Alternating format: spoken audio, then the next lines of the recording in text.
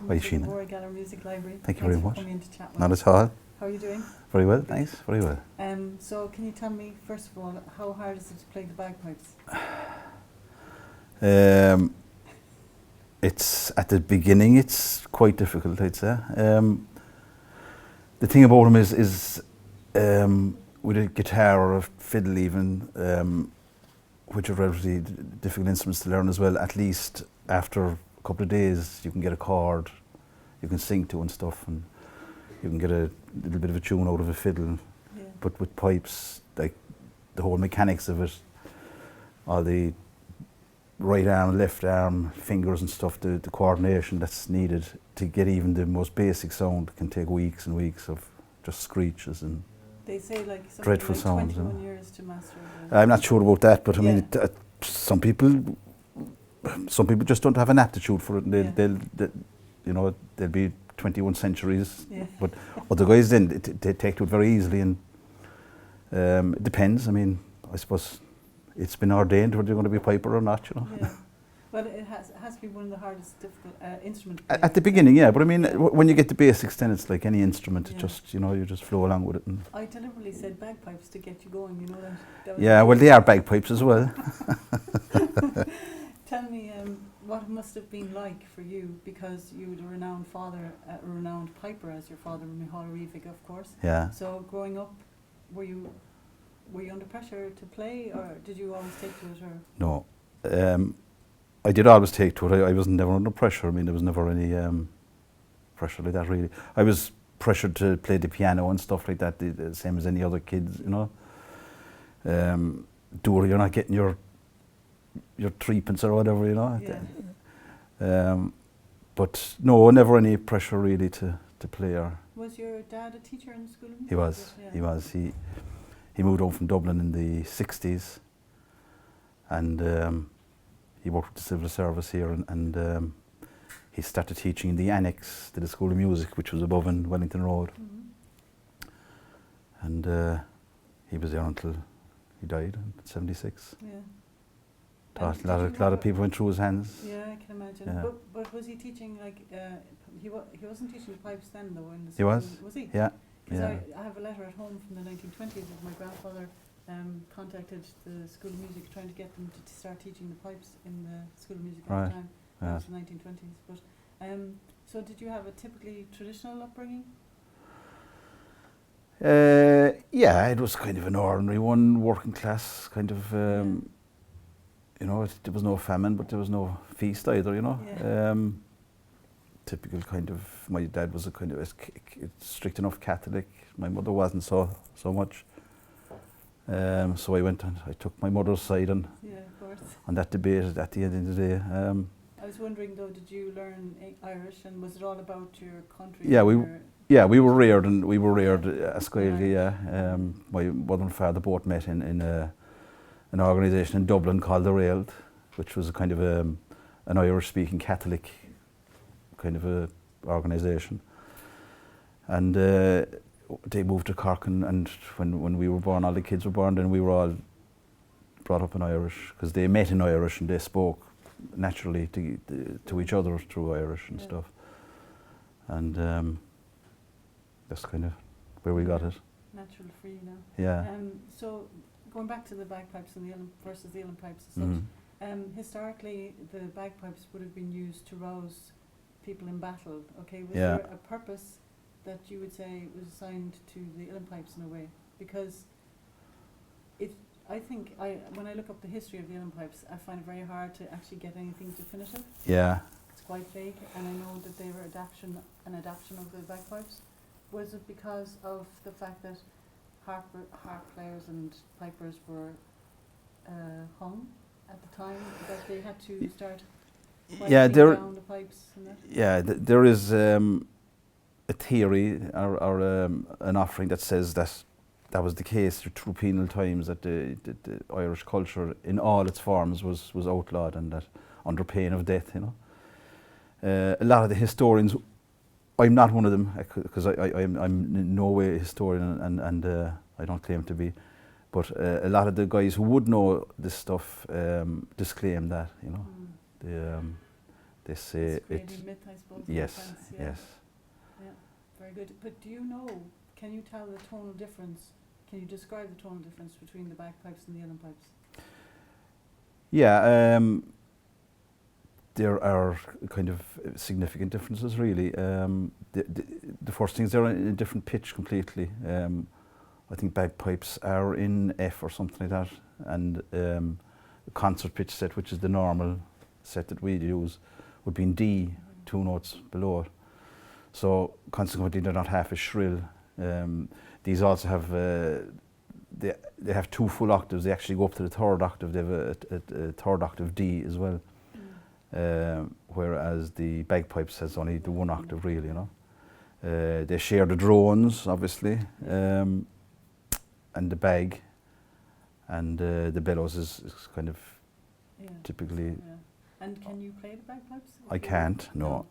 My uncle and my dad actually was the pipe mage of the Cullen pipe band in the 30s or 40s sometime, and my uncle, Jack, out in Killavullen, he's gone at this stage now.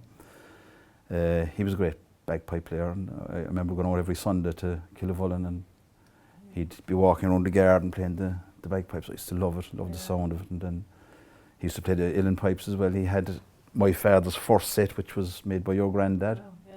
And I used to go out there every Sunday and play it. Yeah. Play the set. It was the highlight of my week to be heading out there. Actually, I think we're connected in that sense, because my grandfather taught your father. Yes, yeah. And then your father taught so many, but he also taught John Mitchell, and then John Mitchell taught me. Yeah. Not that it did much good, but. Yeah. But your dad came to my dad's classes as well. Did he? Oh yeah. I used to hear him playing in his room, but he used to feel it was very nostalgic for him, you know. I know that, yeah, it's amazing. Tell me about growing up. Then you became a sculptor, did you? No, I used to make work for sculptors. Oh, yes, I'm not a sculptor myself. I didn't design it and stuff, you know. I kind of built it to order, you know. Yeah. So I spent a lot of time in the sculpture factory, and I ran my own kind of sculpture maintenance business then for a while, and fabricating. But you made Rory Gallagher's headstone. I did. Yeah. I did. But it's a head bronze actually. It's made from bronze sheet. Yeah. That's right. Donald and Monica, his mother, were into the sculpture factory one day. Just came in, and the subject rose, and I offered to take it on, and so we've been friendly since, myself and Donald. Yeah. That's great. Yeah. Tell me about your days in Stoker's Lodge, because was this kind of like a rebellion in a way from the traditional vibe, or? No, not really. No, I was on my dad's side there was the traditional music, and on my mother's side then she loved classical music and ballads, kind of. Oh God, anything from Danny Doyle to the Dubliners, that kind of thing, and I grew up kind of half and half with that. So I always loved ballads, and I still love good ballad singers and stuff, you know. So it was kind of a natural progression for me to fall in with the guys when they were just looking for the Irish sound. Oh yeah, right, yeah. Partying and all that kind of stuff. A lot of that I don't remember now, you know, but Of course you don't. they seemed great at the time. Yeah, but you had a reunion last year. We did. Before, We seem to have a reunion nearly every year. The last one, yeah. I was just wondering about, for you, who are the greats like? Because there's a long list in my mind, you know, like Seamus Ennis, Willie Clancy and all that. Yeah. Who would have had the major influence on you apart from your father? I suppose the earliest would have been recordings that my dad played for me of Patsy Toohey and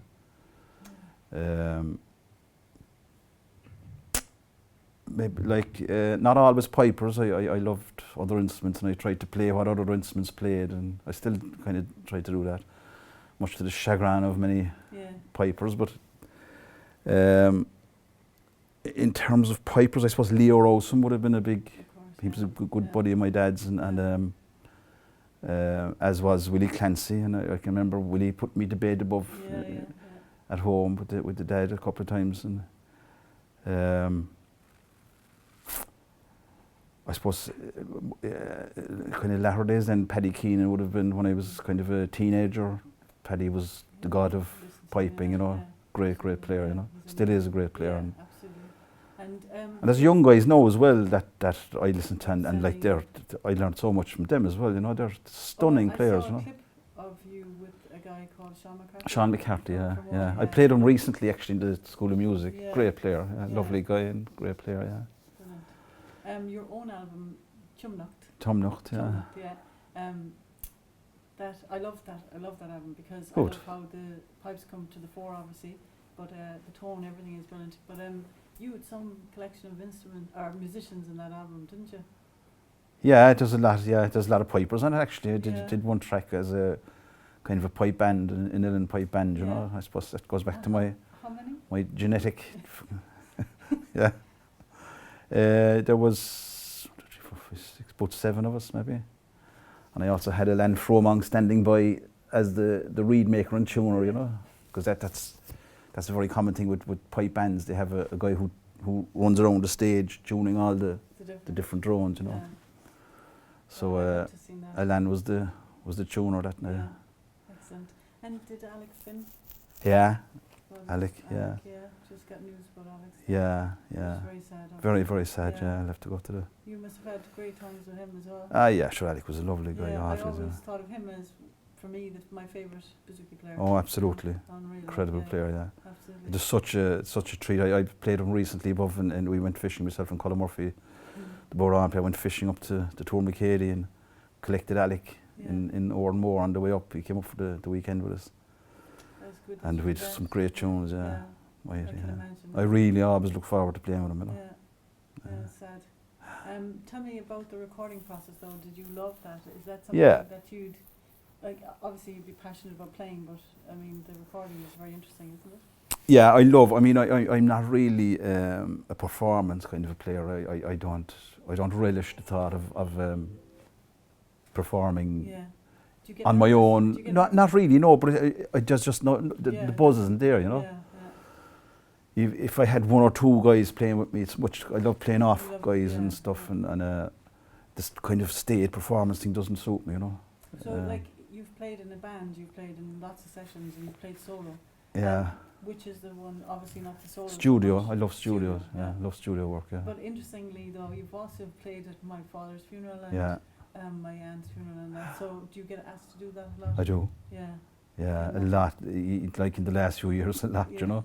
So the Uilleann pipes, like they evoke so much emotion, like so they're perfect for that, really. Yeah. Do you find it hard to play in that situation? I don't really. I mean, it's just a way that I often think it's a way of giving back a bit, you know. It's kind of an honour in a sense. Yeah, it is. Yeah, it's nice to be asked, you know. It's beautiful because I remember when you were playing, there wasn't a dry eye around the place as soon as you started. You know? Yeah, I've seen that a lot. Yeah, it does do it, all right, definitely. So tell me about when you're making your pipes. Talk to me a bit about that. When did that happen? When did you start making? It kind of happened really directly as a result of Eoin O'Riabhaigh passing on. He was my buddy. He was a pipe maker, really, really famous, great guy to make pipes. And we were very friendly. And he kept me going in reeds and kept me nicely in tune all the time. And then, unfortunately, he passed away a few years ago. And I was in San Francisco at the time, so I didn't even make the funeral. And when I came back, I just realised like I couldn't make reeds or anything. You know, I mean, I just didn't. Never bothered, you know. It was always a great excuse to go down in the land and drink a bottle of wine and have lunch with him and stuff, you know.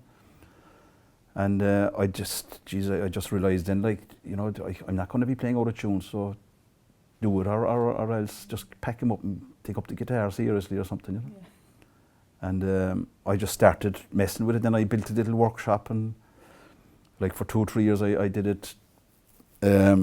In line with the sculpture, I had a lot of the gear and stuff. I kept buying in gear, and eventually I decided to take a jump about 3 years ago and just extended the workshop, bought in more gear, and just started up full time. But you have a natural ability for fixing things and making. Yeah, I was always lucky, like, because they're notorious, aren't they? The reeds. Yeah. Right, but I was always one of these young fellas that like. Yeah, the old fella would get a new radio or something, right? And he'd come home after work and I'd have the radio stripped on the table and there'd be murder over it, you know, because it's very easy to take them apart, but a lot harder to put them together, you know. Yeah. And I was just, I've always been like that, you know. Your pipes, your own pipes. Can I ask you about your father's pipes? Because Yeah. I saw a clip. Bill O'Hurley was interviewing him in That's right. 1966, Yeah. which is cool, isn't it? Yeah, And he was talking about his own pipes were Willie Taylor pipes, yeah, and they were originally owned by Canon Goodman. Yeah. and they were resurrected, weren't they? Yeah. Will you tell that story? Yeah, this is a story that I've been handed anyway. That they eventually found that they were built in Philadelphia by the Taylor brothers and eventually found their way to my dad. But in between, they resided with Canon Goodman. He was the cleric in Skibbereen and Dingle, and he apparently a great player and a Gael goer. He taught Irish in Trinity, and a great collector of music, very famous music collection. And he wanted the pipes to be buried with him when he died, and he was buried in just between Baltimore and Skib. Is it Abbey Struhl or something like that? Abbey Strury or something like that. And they were buried with him as desired, and the family changed their minds and dug them back up after about 2 weeks or something. Yeah. 2 weeks. Yeah, left him there and took the pipes. And Yeah. so your father ended up. Where are they now? Or what happened? They're in there. Oh, that's what you've been playing all the time. Yeah, Even though you make your own. yeah. I play my own chanter because Yeah. it's fully chromatic. I have Yeah. all the keys on it, Of course. and I like to do a bit of country music and a little bit of bluegrass and Yeah. stuff, and so you need all the keys. But I have the original chanter, Yeah. and keep so that the only thing going. that's different is the bellows I made and the chanter. So is they're mine nearly as well. 200 years old, are they? Or They'd like- be about 160 years maybe, yeah. Right, okay. Yeah. So can you hear the difference in pipes of old set and new set when you're listening to a recording or you're at a session, and can you say that guy's playing an old set or that guy's playing a new set? Can To you a hear that? degree, yeah. I think some of that kind of stuff is overstated. Yeah, No, yeah. I'm saying that from my own ears, okay? Yeah, I yeah. have no idea what other people hear, but But when they're played in, they must have a depth that. they do, but an awful lot. I mean, most of the tone is generated by the reed, you know. Yeah. And if there's a good reed, okay, if the dimensions of the chanter are out, the whole thing it's never going to be in tune, right? But if the dimensions are right and the timbre is reasonably hard, and the reed is really good, then you're going to get a lovely sound, you know. And what are the woods you're using in the pipe making you're doing these days? What do you? Yeah, I generally use African blackwood, ebony, lignum vitae, Mm-hmm. Very good, yeah. and Very guess where I got dense that? Yeah, and they're the woods I use for the woodwind parts. You know, I use walnut and stuff for the bellows and bits and pieces like that. But I mean, there's in any of the fruit woods, the pears and Yeah. apple and Yeah. cocoa bolo and stuff. They're all useful timbers, you know. So, like, is it getting difficult to get the woods like is it? I just got a load of it over there now from Cameroon Yeah. recently. It's still available. I mean, you have to be. It's all sustainable. No, like we can't bring in. There's a society's agreement. No, you can't bring in any stuff that's not environmentally sustainable. You know. Good, yeah. A lot of players now or a lot of makers aren't even using blackwood or ebony anymore for sustainability reasons. But again, for you think with the pipes is okay because the reed is making the tone rather than the wood. To a large degree, as far as I'm concerned. No, I mean, I'm only doing this 7 years, so I'm not an expert, you know. But I mean, from my own ears, and you know. But are the fittings what do you use instead of a brass? You use? I use stainless, Yeah. stainless steel. I love stainless because it's like what you get with stainless will be what you have in 1,000 years' time, you know, Yeah. without even the rub of a rag, you know. Yeah. Whereas I find brass, it's much easier to work. It's Yeah. much easier to file or to drill or to mill or whatever, you know. It's much easier on tools and stuff like that. But it gets tarnished and smelly and green and you know. Yeah, definitely. You know. So are you as passionate now about making the pipes as you are as playing them? Almost. Yeah. Yeah. Yeah. You get it. I am. Yeah. No, I love it. I mean, I love going out to the workshop and I Yeah, spend. I mean, I have no problem spending 12 hours in Yeah. the workshop over the day. You know. It can be I a look real forward to obsession, like. Yeah, and some operations then you like more than others, you know, and sometimes I'm lying in bed saying, God, do I have to go down and file all these things? Yeah. But most of the things I like doing, you know. You're enjoying it, yeah. Yeah. I wanted to just say something to you here, that Seamus Heaney said that there's many brilliant quotes on pipes, but usually it's more about the bagpipes, I'd say. But the time that Seamus Heaney spent with Liam O'Flynn, Yeah. I suppose he said the pipes call and raise the spirit. They also quieten and open up the daydream part of people. I think that's a lovely example of how people perceive or how they're moved by pipes as such. Yeah. But tell me, what are the pipes for you? Sorry. They're really, I mean, it's not something really that I've ever considered because it's been as much part of me as my clothes or my dinner that I get every day and stuff. So I don't over analyze it because of that, you know. Yeah. Had I started maybe From the outside coming I'd be much more appreciative of it maybe, you know, but I just take it for granted. I love it. I mean, I couldn't imagine life without it, you know. Yeah. So how often are you playing like a... I don't play at home hardly at all. Well, I do actually now since I've started making, because I have to tune a lot of pipes and people come in with bits and bobs and trouble and stuff, so I have to test the stuff. But up to that, I rarely played at home. But I get out of that playing and stuff. I used to. I used to play an awful lot before, but you know, when I kids, I kind of used to get very homesick for them, and I wasn't inclined to roam so much anymore, you know. And did you teach your kids pipes? No, I gave them the opportunity, which was exactly the way my father approached it. But but the two lads are very interested in music. But my eldest Emmett is he's a consummate musician. He loves playing and just plays with a band called Sheena Crowley. Yeah. Brilliant band. Yeah. Will you play a few tunes for us? I will. And if you don't mind, would you tell me, like, I'd love you to sound the drone or the chanter and the regulator separately so that we just hear that. I can do that, chat. If you don't mind.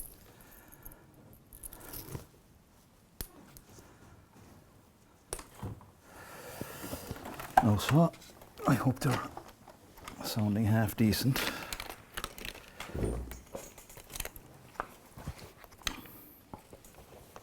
Now imagine they're 150, 60 years old. That's brilliant. And who made the bag? The bag this was made by a crowd out in Newfoundland, L&M Highland bags. But I generally use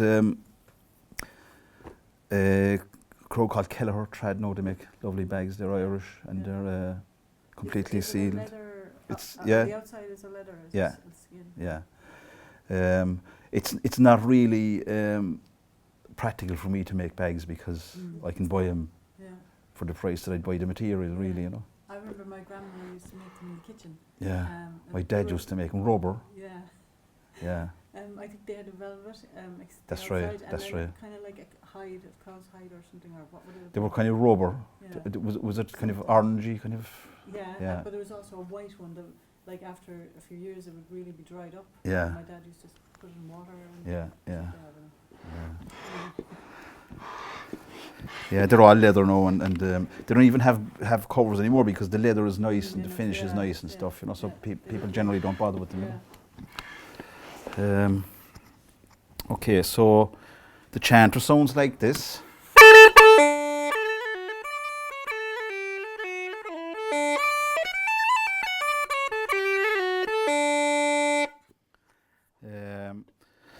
The drones.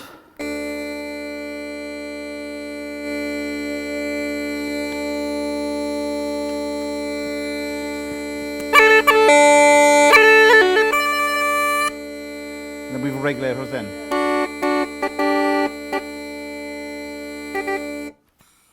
So you're just hitting them with the back of your hand there. Yeah, they're generally used for chords and a little bit of percussion as well. You know, you can Yeah.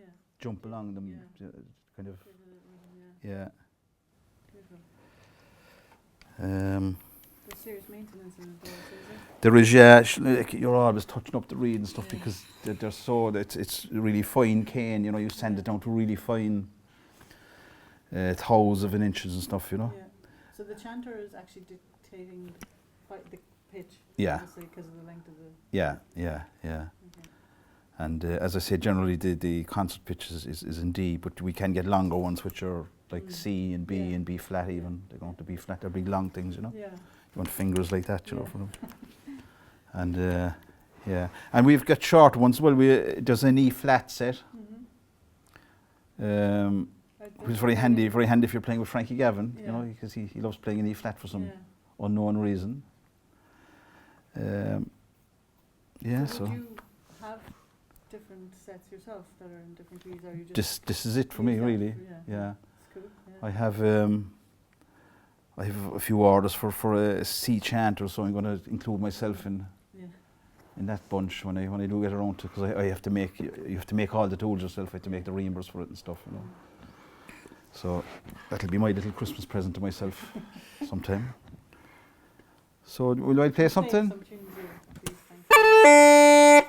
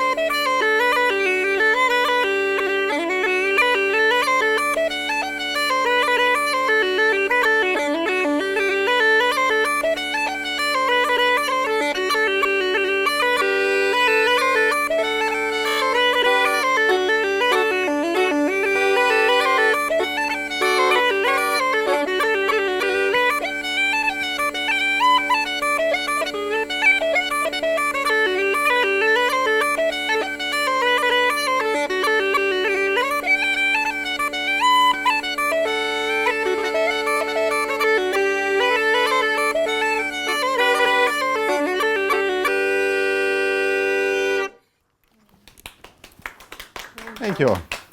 I'd love to wire up your brain to see what's going on in your head at the same time that you're I doing was- all that. I don't think about it. I was thinking about some of the CDs I saw down there in the country section. That's what I was thinking about. Will you play another tune? I will. Or will you take your time? Okay.